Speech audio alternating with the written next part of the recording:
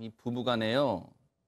이 님과 남 사이 차이점, 님과 남의 차이점 점 하나 찍는다 그런 노랫말 있잖아요. 정말로 그런 사연을 들려드릴까 합니다. 최단비 변호사님. 네, 이 부부는요, 1969년에 혼인신고를 했습니다. 그리고 슬하에 무려 7명의 자녀를 두고 있어요. 네. 근데 이 부부에게는 위기가 있었습니다. 남편은 외도 문제가 있었고, 아내에게는 채무 문제가 있었어요. 그래서 이 부부는 사이가 좀 좋지 않았고, 네. 남편은 집 밖에서 기거를 하고 있었어요. 근데 어느 날 이제 자식들이 아버님을 집으로 모셔서 아버지 이제 집으로 들어오세요. 어머니 함께 삽시다. 이렇게 했더니 아버지가 거절을 합니다. 어허. 나는 너희 어머니와 같이 살 생각이 없다라고 하면서 우리는 법적인 부분은 유지하되 더 이상 서로 신경 쓰지 말고 각자 사는 걸로 하자라고 하면서 이 부부가 각서를 작성을 하는데요. 아이고. 네. 각서의 내용을 잠깐 보시면 네. 각서에서 먼저 1번. 이 집이 한 채가 있어요. 네. 이 집이 거의 재산의 전부라고 볼 수 있는데 아하. 이 집의 재산권을 엄마인 아내에게로 넘긴다. 그리고 집에 관련된 비용들이 있는데 이 비용은 이 집을 판매함과 동시에 아빠에게 주고 네. 그리고 생활비나 집에 대한 비용은 대신에 엄마인 아내가 부담을 하는 거예요, 향후에. 네. 그리고 만약에 집이 판매됐을 때에는 반드시 아빠에게 이것이 판매됐다라는 것을 알리도록 하는 집이 각서를 팔렸다. 작성을 합니다. 네. 그렇게 뭔가 각서 내용을 쭉 적었어요. 그래서 이게 1999년에 일어났던 일입니다. 1969년에 혼인신고를 했던 이 부부가 쭉 지내오다가 이 각서를 쓰게 됐어요. 그런데 김호인 변호사님, 깔끔하게 그냥 이혼하면 되는데 왜 두 사람이 각서까지 쓰고 그래요? 왜 그럽니까? 이 지금 69년에 결혼하셨다고 하시고 네.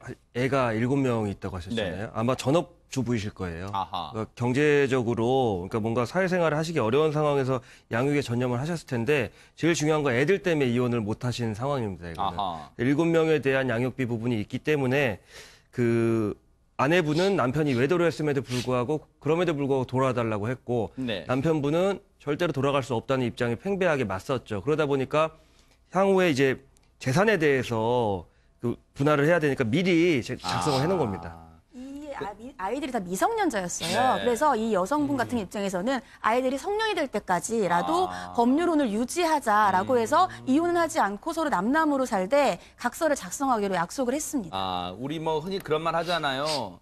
아빠 없는 자식 만들고 싶지 않으니까 이 법률혼 관계는 유지해서 나중에 혹시라도 이 자제분들이 결혼하게 되고 누구를 만나게 될 때 또 이 부모님 상견례 자리 또 가야 되고 하니까 또 그런 거를 이 아내분은 걱정해서 염두에 두셨나 봐요. 그래서 법률혼 관계는 깨고 싶지 않으니까 각서를 쓰는 지경까지 이르게 됐는데 그런데 김복준 의원님 세상에 이 아내분요 정말로 사연을 접해보니까 남편은 외도를 해서 정말 자신에게 큰 실망감, 분노를 줬는데도 시댁한테는 정말 잘했던 것 같아요. 예, 시어머니가 아마 병이 있었나 봐요, 지병이. 네. 그래서 시어머니의 병간호의 장례식까지 이 아내분이 챙겼다고 하는데요. 세상에. 이 아내분 제가 볼 때는 진짜 착하신 분이에요. 네. 자신의 남편이 아이 7 남겨놓고 네. 밖에 나가서 다른 여성하고 딴살림하고 있는데 그 남편의 어머니, 어떻게 보면 시어머니를 떠나서 그 남편의 그 미운 대상의 어머니를 이렇게 극진히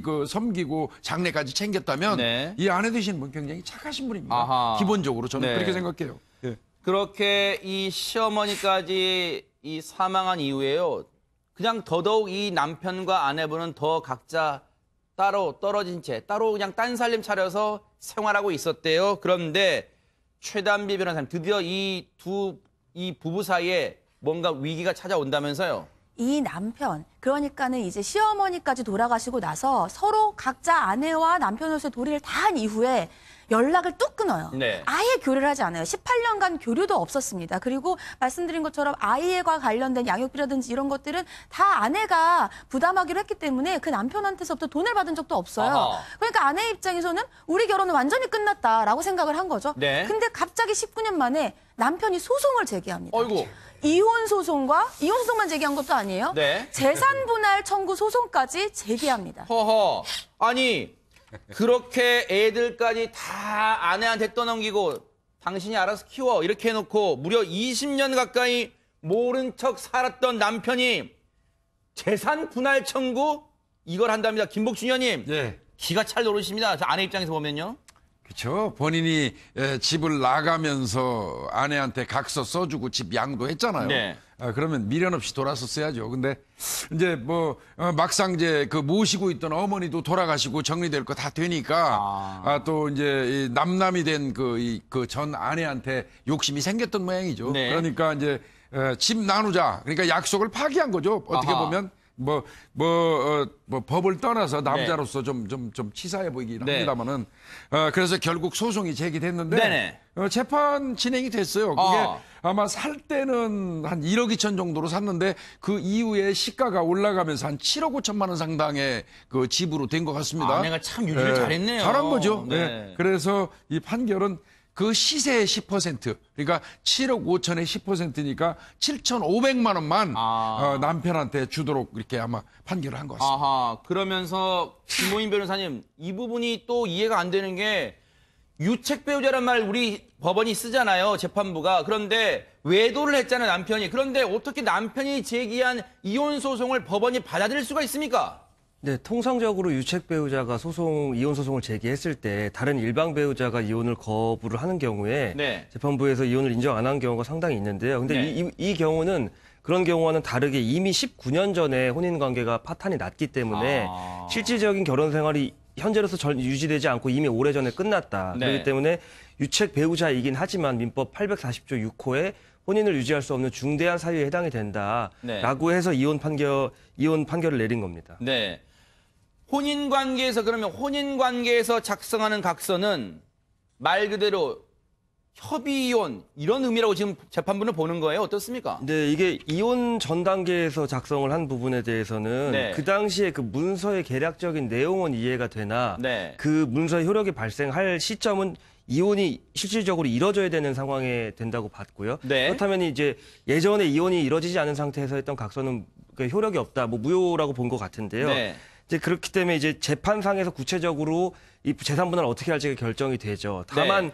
이게 아예 의미가 없는 것은 아닌 게 네. 재판부가 그 19년 전에 작성했던 그 각서도 이러이러한 의미로 그 당시에 이런 의사가 있었으니 이런 부분을 반영해서 본 재판에도 재산 분할에 참조를 하겠다라고 해서 최종적으로 10%가 인정이 됐다고 해요. 재산 네. 분할이. 예. 근데 저는요, 김복준 의원님, 우리 뉴스파이터가 늘 강조하는 게 법에도 눈물이 있어야 된다고 강조하잖아요. 예, 예. 그런데 당시 각서를 작성할 때도요, 각서 작성 전부터 남편은 외도, 다른 여자가 동거하고 있었대요. 그런데 재판부가 그랬대요.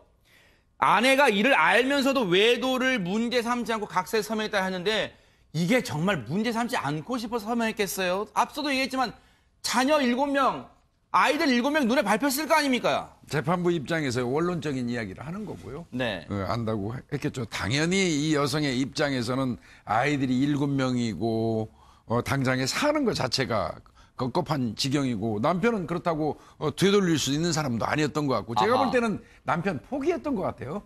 그 사람을 포기했던 것 같은데 다만 그럼에도 불구하고 아이들의 아빠잖아요. 그 부분은 버릴 수 없는 거니까요. 네. 그래서 이제 그 용인하고 넘어갔던 것 같은데 재판부에서 이 판결을 할 때야 당연히 외도 사실을 알면서도 문제 삼지 않았다는 거를 참작할 수밖에 없겠죠. 예. 그런데 앞서 그 아내가 정말로 남편의 도움 하나도 요즘 말로 1도 안 받고 그 당시에 1억 2천만 원 하던 집을 지금 시세로 7억 5천만 원까지 잘 유지해왔는데 이 재산 분할 청구, 이 집을요 재판부는 남편에게 10%를 줘라 했다는데 최단비 변호사님, 이 아내 입장에서는 1%도 안 주고 싶을 거예요. 아내 입장에서는 이미 19년 전에 이 재산은 내게 됐다라고 생각을 하고 믿고 19년을 사신 거예요. 그리고 19년을 사는 동안 자식 7명을 키우면서 얼마나 힘드셨겠습니까? 그 집을 팔고 싶거나 그 집에 담보를 잡고 싶거나 사실 그 집이 없어질 수도 있었던 상황이 많았을 거예요. 근데 그것을 본인이 정말 굳은 의지로 지켜냈기 때문에 지금 이 거의 7억이 넘는 자산이 형성이 된 것이고 그 부분에 대해서도 사실 법원은 인정을 했습니다. 아내가 거기를 지켜냈고 그러니까 유지했기 때문에 이렇게 많은 가격의 상승이 있었다라고 봐서 재산 분할은 사실 이 집을 유지하는 데 아니면 기여하는 데에 드는 노력인데 남편이 그때 한 푼도 재산을 안 가져갔거든요. 그래서 재산을 포기했다고 보기는 어렵고 네. 어느 정도 기여가 있었으니까 10%만 인정을 해준 것인데 아하. 아내 입장에서는 말씀하신 것처럼 사실 1%도 주기 싫죠. 그러니까요. 그렇지만 법원은 재산 분할 청구권은 성격상 어쩔 수 없이 인정을 하면서도 가장 적은 부분을 남편에게 주면서 어떻게든 공정을 유지해 보려고 노력했던 것 같습니다. 근데 이제 이 남편은 네. 이번 판결로 7,500만 원을 이라는 돈을 취할지는 모르지만요. 7명의 자녀로부터 아빠가 어떤 이미지로 비치는지 그러네요. 잃은 게 훨씬 많을 겁니다. 그러네요. 정말로 좋은 말씀 우리 김복주님이 해 주신 것 같아요. 그게 바로 그런 게 바로 소탐 대실이라고 하는 것 같습니다.